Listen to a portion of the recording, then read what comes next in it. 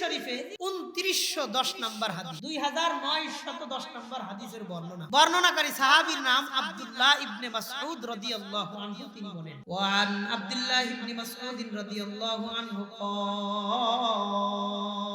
قال قال رسول الله صلى الله عليه وسلم।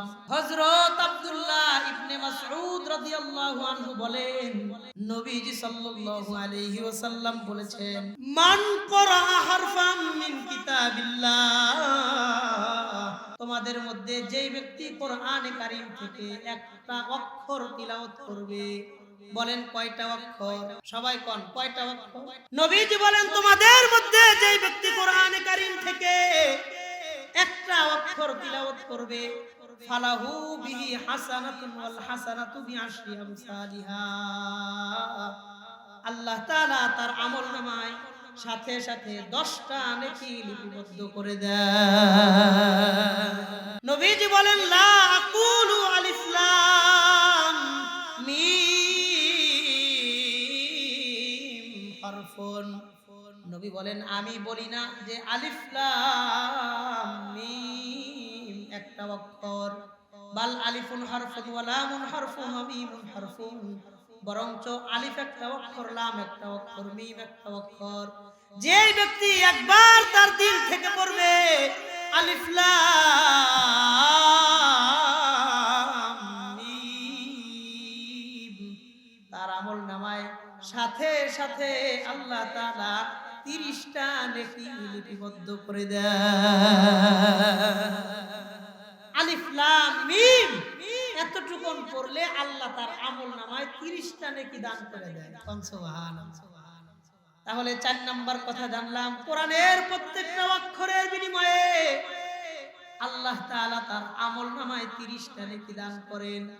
1 number, যে এলাকায় কোরআন পড়া হয়, যেই ঘরে যেই পরিবারে কোরআন পড়া হয়, ওই ঘরে আল্লাহ ভরপুর বরকত দান করেন। 2 নাম্বার, যারা কোরআন পড়তে পারে তাদেরকেই তোমরা বিচারক বানাও, শাসক বানাও, তাদেরকে তোমরা সম্মান করো। 3 নাম্বার, পৃথিবীর মধ্যে যারা শ্রেষ্ঠ মানুষ। 4 নাম্বার, নবী বলেন, যারা কোরআন পড়বে প্রত্যেকটা অক্ষরে অক্ষরে 10টা নেকি আল্লাহ দান করে দেয়। আমি আপনাদের সামনে কোরআনে কারীম সূরা ফাতির থেকে 29-30 দুইটা আয়াত আপনাদের সামনে তিলাওয়াত করেছি এবং রাসূলুল্লাহ সাল্লাল্লাহু আলাইহি ওয়াসাল্লামের বহু সংখ্যক হাদিস থেকে তিরমিজি শরীফের 2910 নম্বর হাদিস, একটা হাদিস আপনাদের সামনে পাঠ করেছি। আল্লাহ যদি আমাকে তৌফিক দান করেন, এই দুইটা আয়াত আর একটা হাদিস, এই 3টা জিনিসকে সামনে রেখে কিছু কথা আপনাদের সাথে মুযাকারা করব। মাগরিবের আযান পর্যন্ত অল্প সময়ে কিছু কথা আপনাদের সাথে বলবো, কিছু কথা আবার আপনাদের কাছ থেকে শুনব। আমার এই অল্প সময়ের কথাগুলো একটু দিলের কান দিয়ে মনোযোগের সাথে আমলের নিয়তে কথা কয়েকটা শুনব। রাজি আছেন ইনশাআল্লাহ? সবাই কোন রাজি আছেন ইনশাআল্লাহ? আল্লাহ তাআলা আমাদের সবাইকে ভালো এবং আমলি কথাগুলোর উপরে মনোযোগের সাথে শুনে আমলে বাস্তবায়ন করার আল্লাহ তৌফিক দান করেন। বলেন আমিন। যেহেতু মাগরিবের পর্যন্ত সময় কম, আসরের নামাজের পরে সময় থাকে অল্প এই দিনগুলোতে, এই জন্য আমি ভূমিকাতে সময় ব্যয় না করে সরাসরি আলোচনায় প্রবেশ করতেছি।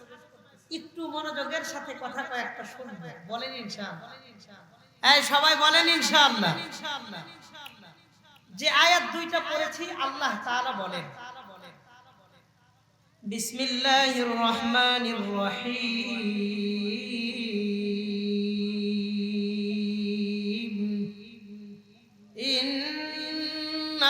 ইন্নাল্লাযীনা ইয়াতলুনা কিতাবাল্লাহ, নিঃসন্দেহে যে সমস্ত মানুষ কোরআনে কারীমের তিলাওয়াত করবে, যারা কোরআন পড়বে, ওয়া আকামুস সালাহ, এবং যারা নামাজ পড়বে। দুইটা কথা বললেন। এক নাম্বার যারা কোরআন পড়বে, দুই নাম্বার যারা নামাজ পড়বে।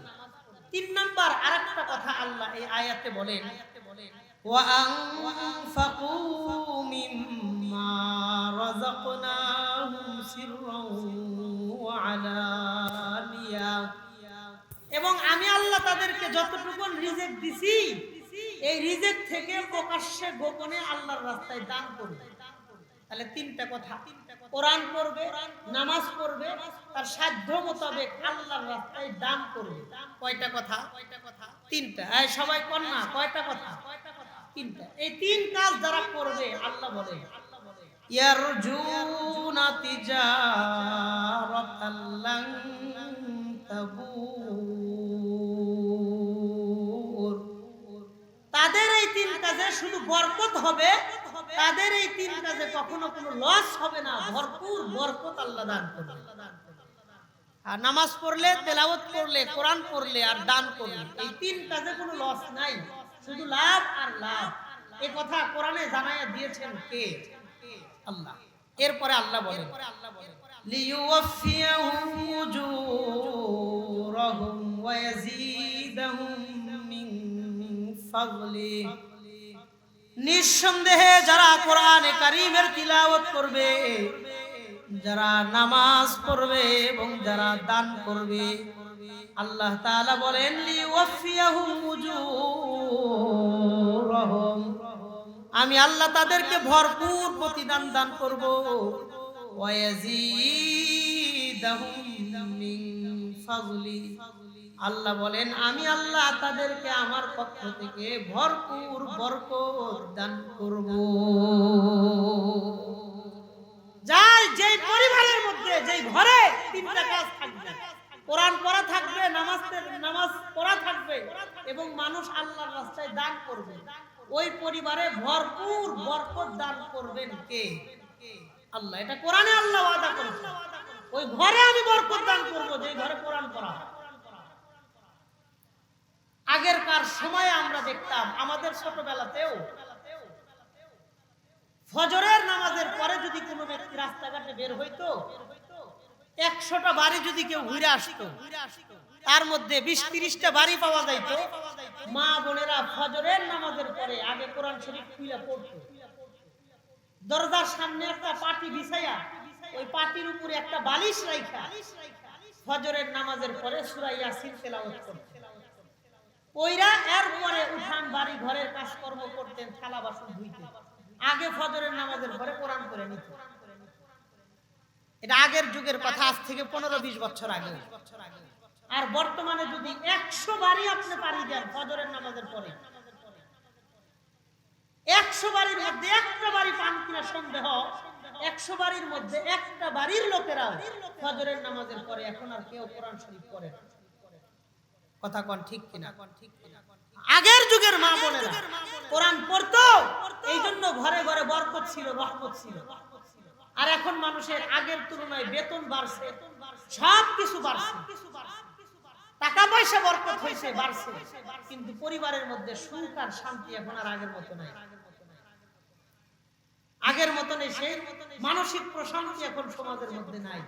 কথা বলেন ঠিক কিনা? হ্যাঁ, এটা বর্তমান সমাজে তিক্ত বাস্তব কথা। মানুষ কোরআন পড়া ছেড়ে দিছে, এই জন্য সমাজ থেকে আস্তে আস্তে বরকত আল্লাহ উঠে এনেছে। আগের মতন আর বরকত পাওয়া যায় না।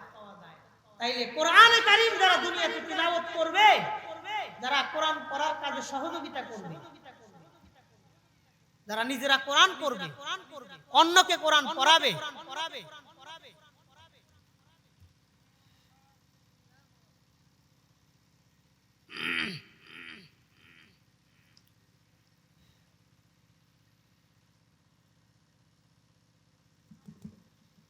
তাহলে এখান থেকে আমরা কিছু পয়েন্ট ভিত্তিক কথা শুনি, চলেন।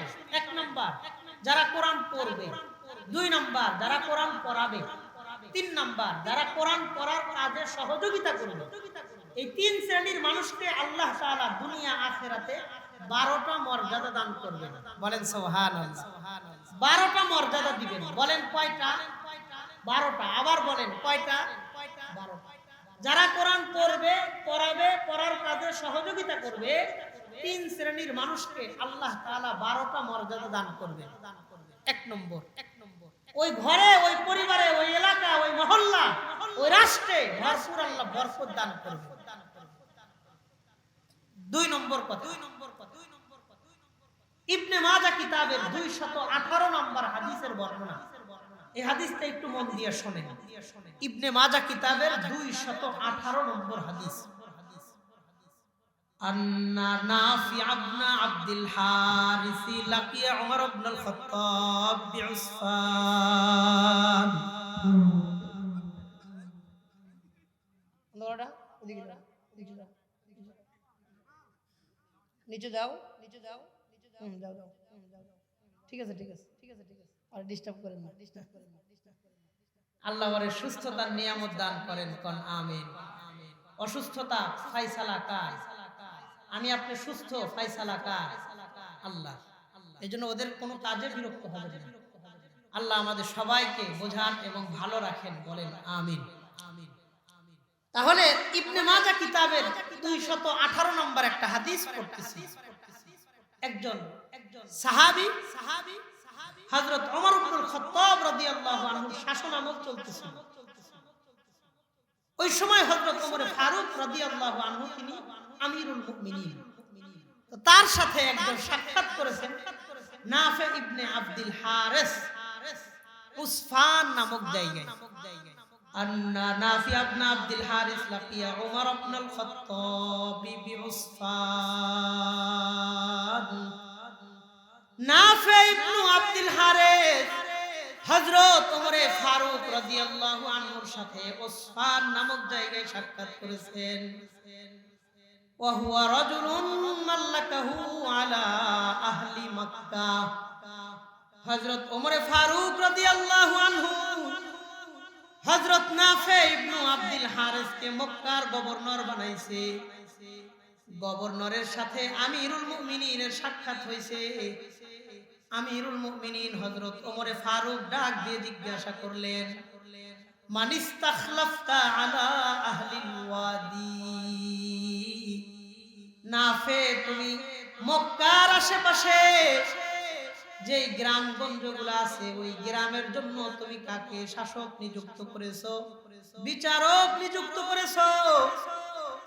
তো তিনি উত্তর দিয়া বললেন, আমি ইস্তাখলাফতু আলাইহিম ইবনা আবজা। আমি মক্কার আশেপাশে গ্রামগঞ্জে একজনকে দায়িত্ব দিছি, তার নাম হলো ইবনু আবজা। হযরত ওমর ডাক দিয়ে বললেন, ওমান ইবনু আবজা? ইবনু আবজা লোকটাকে? আমি তো তারে চিনলাম না। নাফি ইবনে আব্দুল হারিস ডাক দিয়ে বললেন, ওয়া হুয়া রাজুলুম মিন মাওয়ালিনা। আমিরুল মুমিনিন তিনি আমাদের একজন গোলাম ছিলেন। গোলাম, গোলামকে তুমি কেন শাসক বানাইছো? তিনি প্রশ্ন করলেন, তুমি গোলামকে কেন তাদের উপর বিচারক বানাইলা? নাফি ইবনু আব্দুল হারিস জবাব দিয়ে বললেন, তিনি গোলাম হইতে পারে, ইবনু আবজা গোলাম হইতে পারেন, কিন্তু ইবনে আবজার মধ্যে 3টা গুণ আছে। ওই 3টা গুণের কারণে আমি তাকে তাদের উপর বিচারক নিযুক্ত করেছি। 1 নম্বর, ইন্নাহু কারিউন লিকিতাবিল্লাহ। তিনি কোরআনে কারীমের তিলাওয়াত করতেন, তিনি কোরআন বেশি বেশি পড়তেন। 2 নম্বর, ইন্নাহু আলিমুম বিল ফারাইজ। তিনি ফারায়েজ বিদ্যার ভালো পণ্ডিত ছিলেন। 3 নম্বর, ওয়া হুয়া কাযী। তিনি বিচার কার্য ভালো বুঝতেন, ফয়সালা ভালো বুঝতেন। এই কথা শোনার পর হযরত ওমর ফারুক রাদিয়াল্লাহু আনহু তিনি বললেন, শোনো, সামিআতুন নবিয়্যা সাল্লাল্লাহু আলাইহি ওয়াসাল্লাম, আমি তোমাদের নবী মুহাম্মদুর রাসূলুল্লাহ সাল্লাল্লাহু আলাইহি ওয়াসাল্লামকে বলতে শুনেছি।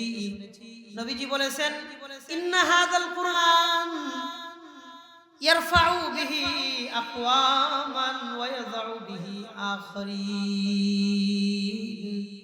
এই কোরআনের কারণে বহু জাতিকে আল্লাহ তাআলা মর্যাদা বাড়ায়া দিয়েছেন, আবার এই কোরআনের কারণে বহু জাতিকে আল্লাহ অপমান অপদস্থ করেছে। সুতরাং তোমাদের মধ্যে যারা কোরআন পড়তে পারে, তোমাদের মধ্যে যারা কোরআন বোঝে, তাদেরকেই তোমরা শাসক বানাও, তাদেরকেই তোমরা বিচারক বানাও। তিনি গোলাম হোক, অসুবিধা নাই, কোরআন পড়ার যোগ্যতা তার মাঝে আছে।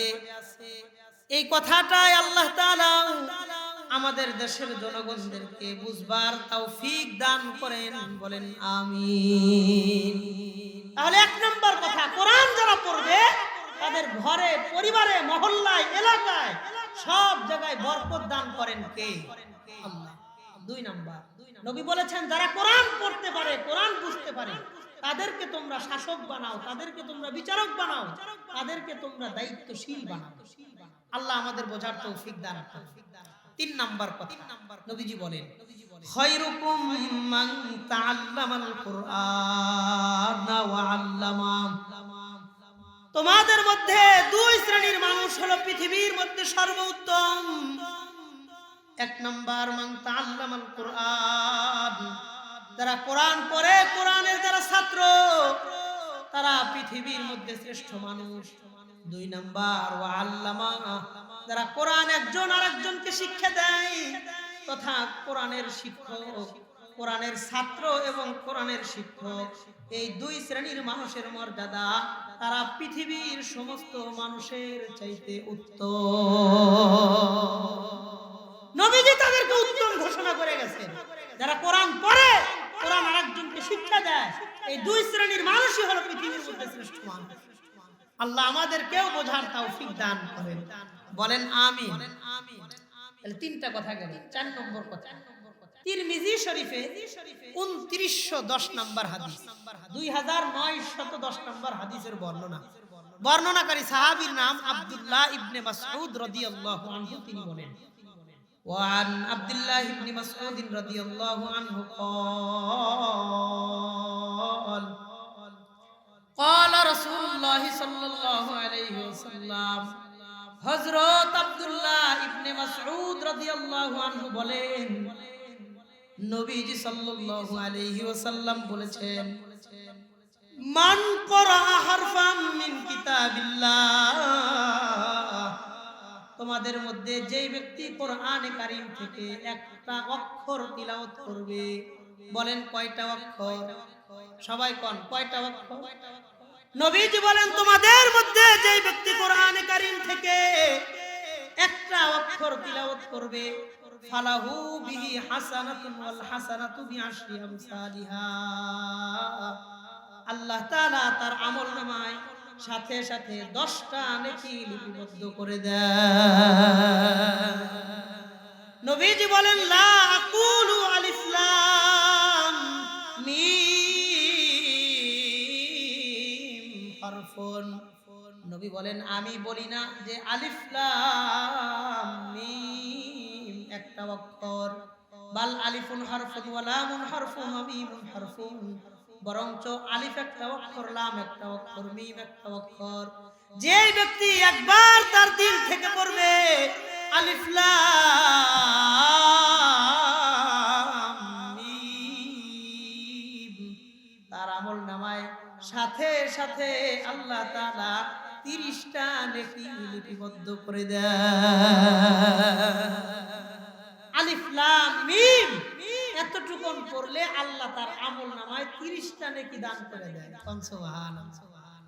তাহলে 4 নাম্বার কথা জানলাম, কোরআনের প্রত্যেকটা অক্ষরের বিনিময়ে আল্লাহ তাআলা তার আমলনামায় 30টা নেকি দান করেন।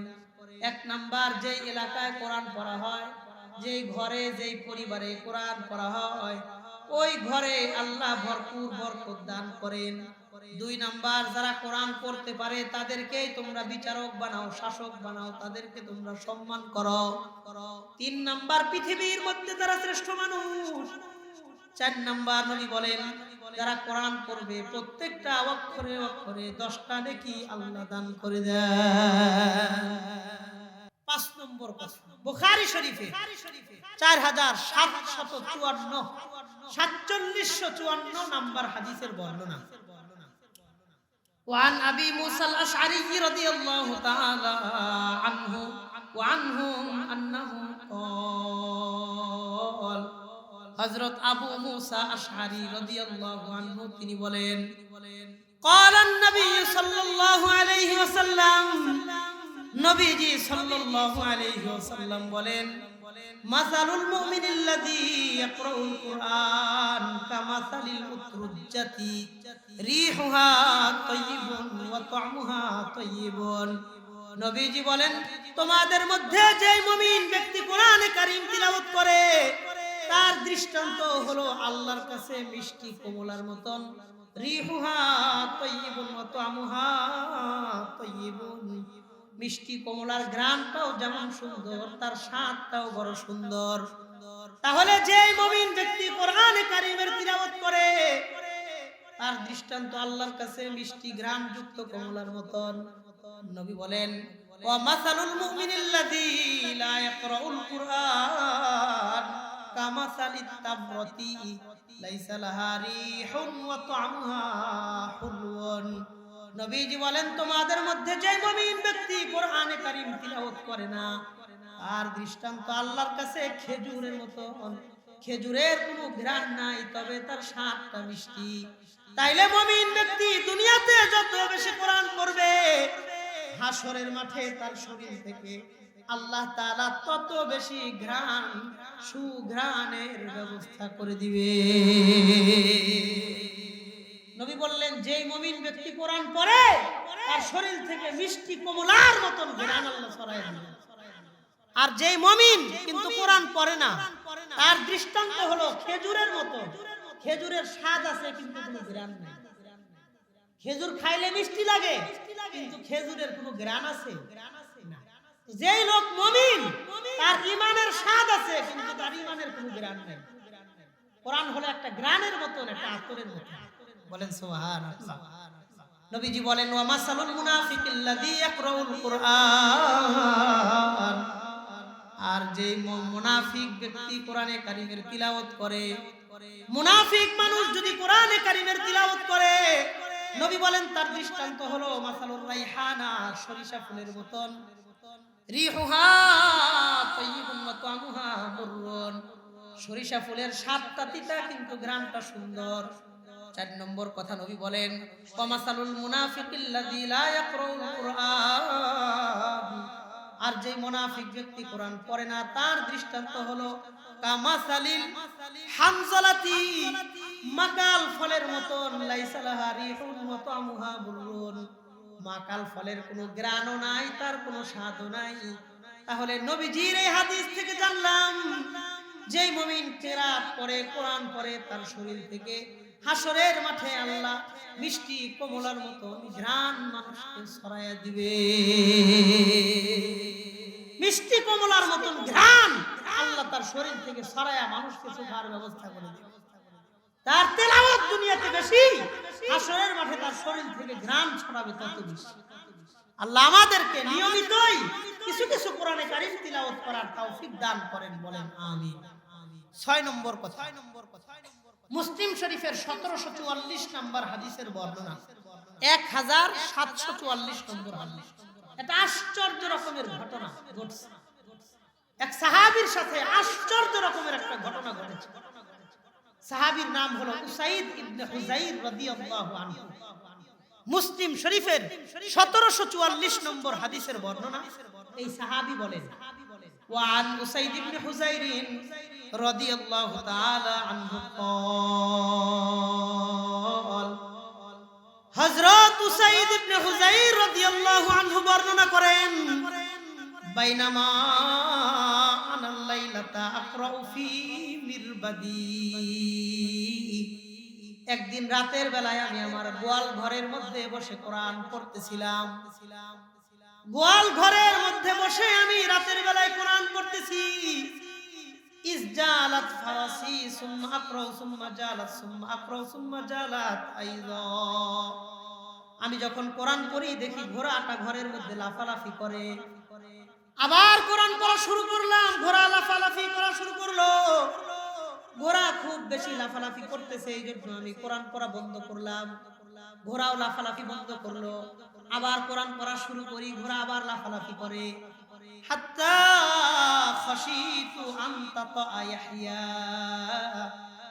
আমার মনে ভয় হতে লাগলো আমার সন্তান পাশে শোয়া আছে, ঘোড়া না জানি তার কোনো ক্ষতি করে কিনা।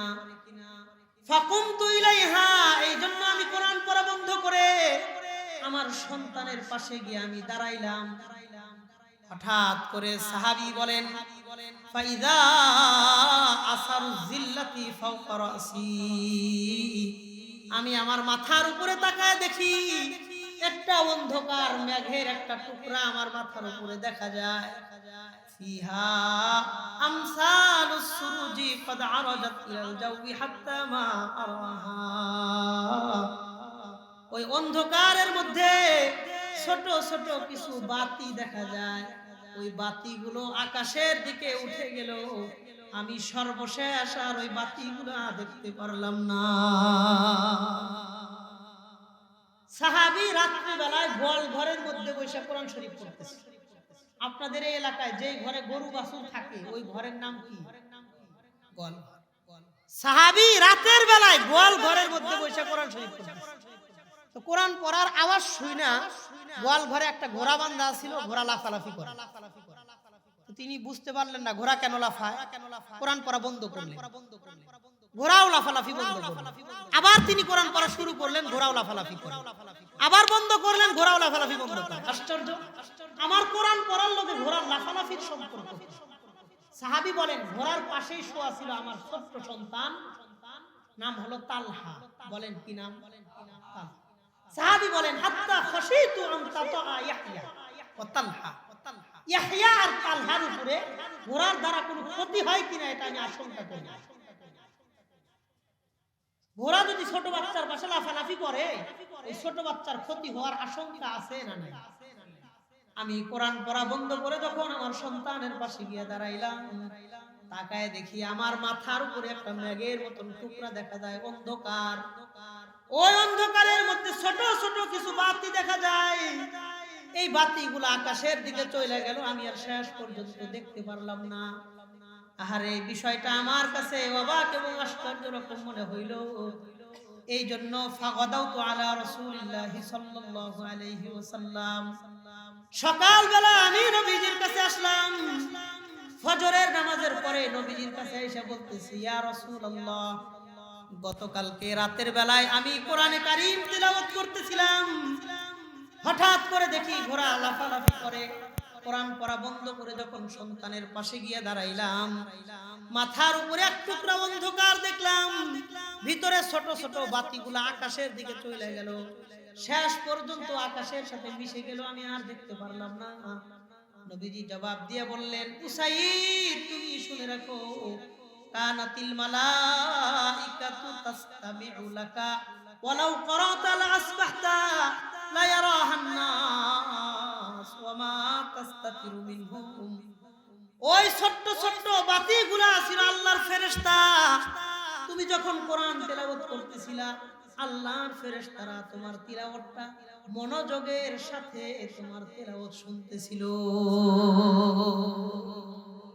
আহারে, তুমি যদি কোরআনে কারীমের তিলাওয়াত বন্ধ না করতা, লা ইয়ারাহান নাস ওয়া মা তাস্তাতিরু মিনহুম। ফজরের নামাজ পড়তে যে সমস্ত মানুষেরা মসজিদে আসতো, তারা আল্লাহর ফেরেশতাগুলারে দেখতে পারতো, এত বেশি মনোযোগ ছিল, মানুষের চোখ থেকে তারা আড়াল হইতে পারতো না। এই হাদিস মুসলিম শরীফের হাদিস। এখান থেকে প্রমাণ হয়, কোন ব্যক্তি যখন দুনিয়াতে বসে কোরআন পড়ে, ওই লোকের তেলাওয়াতটা আসমান থেকে ফেরেশতারা আইসা মনোযোগের সাথে বসে বসে তেলাওয়াত শুনতে থাকে। সুবহানাল্লাহ। এই জন্য এমন একটা প্রতিষ্ঠান আমাদের এলাকায় হোক, থাকুক, যেখানে ছেলেরা, মেয়েরা, মহিলারা, মা বোনেরা কোরআনে কারীমের তিলাওয়াত করবে, ফেরেশতাদের আগমন এলাকায় হবে, তাদের তেলাওয়াতগুলো মনোযোগের সাথে শুনতে থাকবে। এটা আমি আপনি চাই কি চাই না? বলেন চাই কি চাই? আজকে দেখা যায় এলাকার মধ্যে কয়েকটা দোকান হয়েছে, মানুষ খুব খুশি যে আমগো মোড়ের মধ্যে ৫-৭টা দোকান হয়েছে, খুব খুশি, এলাকা উন্নতি হইতে আছে, মাশাআল্লাহ, এলাকা উন্নত হইতেছে, কয়েকটা দোকান হয়ে গেছে। অথচ এলাকার মধ্যে একটা মাদ্রাসা আছে, কেউ যদি আরেকটা মাদ্রাসা করে, ওই একটা তো আছেই, আরেকটা করার দরকার কি? একটা তো আছেই, আরেকটা দিয়ে লাভ কি? তার মানে দুনিয়ার উন্নতি হোক এটা আমরা চাই, দ্বীনের উন্নতি হোক এটা আমি আপনি চাই না। কথা বলেন। হ্যাঁ, এই জন্য একটা মাদ্রাসা এলাকায় দাঁড়াইলে কিছু কিছু মানুষ কোরআনমুখী হবে, দ্বীনমুখী হবে, নামাজমুখী হবে, পর্দা শিখবে, হালাল শিখবে, হারাম শিখবে, হালাল মানবে, হারাম থেকে বাঁচবে। মাদ্রাসা কোনোদিন তার আখিরাতের ক্ষতি করে না। কথা বল ঠিক কিনা? আপনার যে দোকান দাঁড়াইতেছে, ওই দোকানে টিভি আসতে পারে, সিনেমা আসতে পারে, নানান রকমের কিছু গুনাহ, অনেকগুলা গুনাহ ওই উন্নয়নের সাথে ভাইসা ভাইসা আসতে পারে, কিন্তু মাদ্রাসার লগে কোনো গুনাহ ভাইসা আসবে না। কথা বলেন ঠিক কিনা? এই জন্য মাদ্রাসাগুলোকে আমরা আমাদের জায়গা থেকে সর্বোচ্চ সমর্থন করব, বলেন ইনশাআল্লাহ। কারণ কোরআন যেই জায়গায় পড়া হয়, আল্লাহর ফেরেশতা এসে ওই তেলাওয়াতগুলো মনোযোগের সাথে শুনতে থাকেন, এটা হাদিস থেকে আমরা প্রমাণ পাই না। আল্লাহ আমাদের বোঝার তৌফিক দান করেন, বলেন আমিন। এই গেল 6 নম্বর কথা। 7 নম্বর কথা, কোরআনে কারীম যারা পড়বে, যারা পড়াবে, যারা পড়ার কাজে সহযোগিতা করবেন, 3 শ্রেণীর মানুষকে আল্লাহ 12টা মর্যাদা দান করেন। 7 নম্বর কথা, মুসলিম শরীফের 1343 নম্বর হাদিসের বর্ণনা। মুসলিম শরীফের 1343 নম্বর হাদিস। আগের হাদিস ছিল 1744, এটা 1343। এই হাদিসের মধ্যে রাসূলুল্লাহ সাল্লাল্লাহু আলাইহি ওয়াসাল্লাম এর একটা ঘটনা এক সাহাবী বর্ণনা করেন। ওয়ান জাবির রাদিয়াল্লাহু আনহু قال كان رسول الله صلى الله عليه وسلم يجمع بين موتى أحد في ثوب واحد। উহুদের যুদ্ধে যখন 70 জন সাহাবায়ে কেরাম শহীদ হয়ে গেলেন, 70 জন সাহাবী শহীদ হয়েছেন, তাদের জন্য 70টা আলাদা আলাদা কবর খোঁড়াটা বড়টা কষ্টকর। এই জন্য নবীজি বললেন, তোমরা কয়েকটা কবর খুঁড়ে নাও, এক একটা কবরের মধ্যে একাধিক সাহাবায়ে কিরামদেরকে তোমরা দাফন করো। 70 জন সাহাবায়ে কিরাম কবরগুলা যখন তৈরি করা হইল, নবীজি সাহাবায়ে কিরামদের সামনে এসে প্রশ্ন করলেন, আইয়ুহুম আকসারু আখযান লিল কুরআন। আমার এই 70 জন সাহাবায়ে কিরামদের মধ্যে সবচাইতে বেশি কোরআনে কারীমকে বেশি পড়তো কে জানতো? ফাইদা উশিরা ইলা আহাদিহিম, একজনের দিকে যখন ইশারা করে বলা হইল তিনি সবচাইতে বেশি কোরআন পড়তেন, সাহাবী বলেন কদ্দামাহু ফিল লাহদি, নবীজি এই সাহাবীর লাশটাকে সবার আগে কবরের মধ্যে নামাইলেন। মুহাদ্দিসিনে কেরাম বলেন, কারণ যেই ব্যক্তি কোরআন দুনিয়াতে বেশি পড়ে, ইন্তেকালের পরে কবরের মাঝে যখন তাকে মুনকার নাকির প্রশ্ন করে, কোরআন তার প্রশ্নের জবাবগুলো দিয়ে দেয়। এই জন্য শহীদ আবার সাহাবী, তাদের ক্ষেত্রেও নবী জিজ্ঞাসা করেছেন, আইয়ুহুম আকসারু আখযান লিল কুরআন, কোরআন কে বেশি পড়তো তাকে দেখাও, আমি তার লাশটাকে সবার আগে কবরে রাখতে চাই। তারা তো মাসুম, তাদের তো মাগফুর, তাদের কোনো গুনাহ নাই, আল্লাহ সব গুনাহ maaf করে দিবেন। শহীদ তাদের কতটুকু মর্যাদা, তারপরেও নবী জিজ্ঞাসা, কে কোরআন বেশি পড়ছে দুনিয়াতে? সাহাবী বলছে, নবী ইনি বেশি পড়ছে। ভাইয়ার লাশটা সবার আগে কবরে নামাও, যেন সবার সওয়াল জবাবটা সহজ হয়ে যায়। সুবহানাল্লাহ। এইজন্য কোরআনের সাথে তো আমার সম্পর্ক ভালো হইলে কবরের মধ্যে আমার সাথে মুআমালা আচরণ আল্লাহ ভালোর ব্যবস্থা করে দিবেন, বলেন ইনশাআল্লাহ। এই গেল 7 নম্বর কথা। তাহলে 1 নম্বর কথা, কোরআন যারা পড়বে তাদের পরিবারে আল্লাহ বরকত দিবেন, ওয়াদা করেছেন। 2 নম্বর, যারা কোরআন পড়ে তাদেরকেই তোমরা বিচারক বানাও, তাদেরকেও দুনিয়ার মধ্যে তাদেরকেই সর্বোচ্চ সম্মান দাও। 3 নাম্বার, পৃথিবীর মধ্যে সর্বশ্রেষ্ঠ মানুষ যারা দুনিয়াতে কোরআন পড়ে পড়ায়। 4 নাম্বার, প্রত্যেকটা অক্ষরে 10টা করে নেকি আল্লাহ দান করে দেন। 5 নাম্বার, কোরআন পড়লে তার শরীর থেকে মিষ্টি কমলার মতন ঘ্রাণ আল্লাহ ছড়ায় দিবেন। 6 নাম্বার, কোন ঘরে, কোন এলাকায়, কোন মাদ্রাসায়, কোন মক্তবে কোরআন পড়া হইলে ওই কোরআনের তেলাওয়াতগুলা ফেরেশতারা আয়েশা বসে বসে মনোযোগ দিয়ে শুনতে থাকে। 7 নম্বর, কবরের মধ্যে সওয়াল জবাব আল্লাহ সহজ করে দেন। 8 নম্বর, আবু দাউদ শরীফ এবং নাসাই শরীফের বর্ণনা, 4843 নম্বর হাদিসের বর্ণনা। রাসূলুল্লাহ সাল্লাল্লাহু আলাইহি ওয়াসাল্লাম বলেন, যে ব্যক্তি কোরআনে কারীমের তিলাওয়াত করে, ইন্না লিল্লাহি আহলিনা মিনান নাস, দুনিয়াতে কিছু মানুষ আছে যারা আল্লাহর পরিবারভুক্ত। ওই আল্লাহর তো পরিবার নাই, ওই যদি থাকতো তাইলে এই মানুষরা আল্লাহর খুব নৈকট্যদারী বান্দা হইতো। তারা দুনিয়ার মধ্যে মানুষের সাথেই বসবাস করে, কিন্তু তারা আল্লাহর খুব কাছের বান্দা, মুহাব্বতের বান্দা। সাহাবায়ে কেরাম প্রশ্ন করলেন, মানহুম ইয়া রাসূলুল্লাহ, নবীজি তারা কারা? আমরা তাদের পরিচয় জানতে চাই, যারা আল্লাহর খুব কাছের বান্দা। নবী বললেন, হুম আহলুল কুরআনি আহলুল্লাহি ওয়া খাসাতুহু, যারা দুনিয়াতে বেশি বেশি কোরআনে কারীমের তিলাওয়াত করে তারাই হলো আহলুল্লাহ এবং আল্লাহর বিশেষ বান্দা। যে দুনিয়াতে কোরআন যত বেশি পড়বে, এই লোক হাসরের মাঠে আল্লাহর তত কাছাকাছি অবস্থান করবে। তো কোরআন তেলাওয়াত যার যত বেশি, সে আল্লাহর তত বেশি কাছাকাছি হাসরে থাকবে।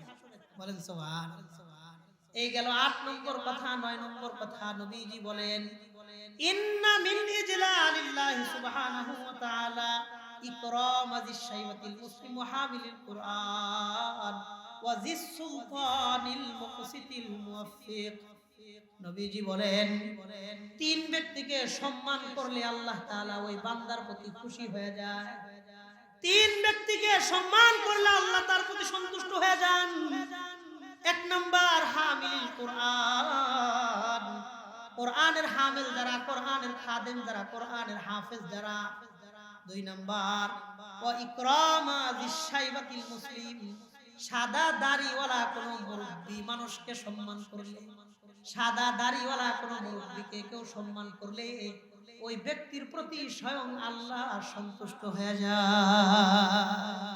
তাহলে 1 নাম্বার কোরআনের হাফেজকে সম্মান করলে আল্লাহ খুশি হয়ে যান। 2 নাম্বার সাদা দাড়িওয়ালা কোন মুরব্বিকে সম্মান করলে আল্লাহ খুশি হয়ে যান।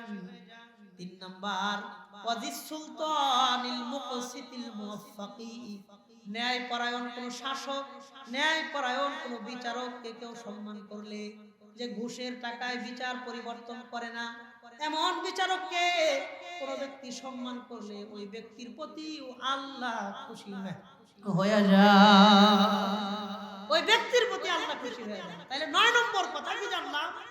একজন কোরআনের নিসবতে কোরআনের কাজ করে, খেদমত করে, তাকে সম্মান করলে ওই ব্যক্তির প্রতি আল্লাহ সন্তুষ্ট হয়ে যায়। বলেন সুবহানাল্লাহ।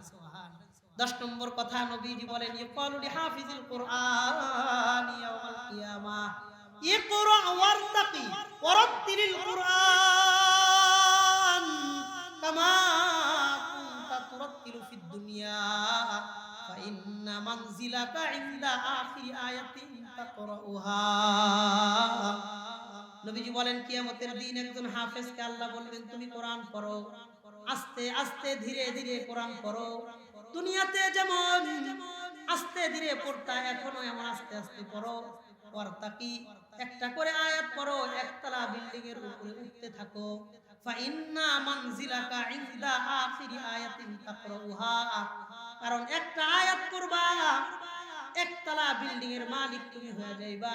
কোরআনের যতগুলা আয়াত আছে, প্রত্যেকটা আয়াতের বিনিময়ে তোমাকে একতলা বিল্ডিং এর মালিক আল্লাহ তোমাকে বানায় দিবে। পুরা কোরআনে কারীমের মধ্যে 6236 টা আয়াত আছে।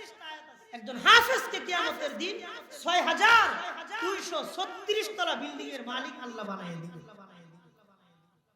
শুধু তাই না, নবী বলেন, মাবনিয়াতিন বিলাবিনি যাহাবিন ওয়া লাবিনি ফিদ্দাতিন, একটা স্বর্ণের ইট, একটা রূপার ইট, এইভাবে আল্লাহ এই বিল্ডিংটা নির্মাণ করে দিবেন। সুবহানাল্লাহ। এই গেল 10 নম্বর কথা। 11 নম্বর কথা, নবীজি বলেন, হাফেজে কোরআনের মা বাবা যারা আছেন, আহারে যাদের একটা সন্তান হাফেজ হইছে, যাদের 2টা ছেলে মেয়ে হাফেজ, নবী বলেন, ওয়ায়ুকসা ওয়ালিদাহু কুল্লাতাইন লা তাকুম লাহুমুদ দুনিয়া ওয়া মা ফিহা। হাফেজে কোরআনের মা বাবারে আল্লাহ এমন দামি দামি 2টা পোশাক পরায় দিবেন, পুরা দুনিয়ার সব কিছু বিক্রি করলে লা তাকুমু লাহুমাদ দুনিয়া ওয়া মা ফিহা, দুনিয়া এবং দুনিয়ার মাঝে যা কিছু আছে সমস্ত সম্পত্তি বিক্রি করে দিলেও ওই পোশাকের সমপরিমাণ মূল্য হবে না। এমন দামি দামি দুইটা পোশাক ওই মা বাবাকে আল্লাহ পরায় দিবেন। মা বাবা অবাক এবং আশ্চর্য হয়ে আল্লাহরে জিজ্ঞাসা করবেন, বিমা কুসিনা হাদিহি, আল্লাহ আমাদেরকে এমন দামি পোশাক পরানোর কারণ কি? আল্লাহ তাআলা জবাব দিয়ে বলবেন, বিতালিমি ওয়ালাদিকুমুল কুরআন, কারণ তোমরা তোমাদের সন্তানকে কোরআন শিখাইছো, তোমাদের সন্তানদেরকে হাফেজ আলেম বানাইছো, এই জন্য তোমাদেরকে আমি আল্লাহ আমার তরফ থেকে সম্মানের ফয়সালা করলাম। পৃথিবীর চাইতে দামি জিনিস দুইটা পোশাক বানায় আল্লাহ মা বাবারে পরায় দেয়। বলেন না সুবহানাল্লাহ। এই গেল 11 নম্বর কথা।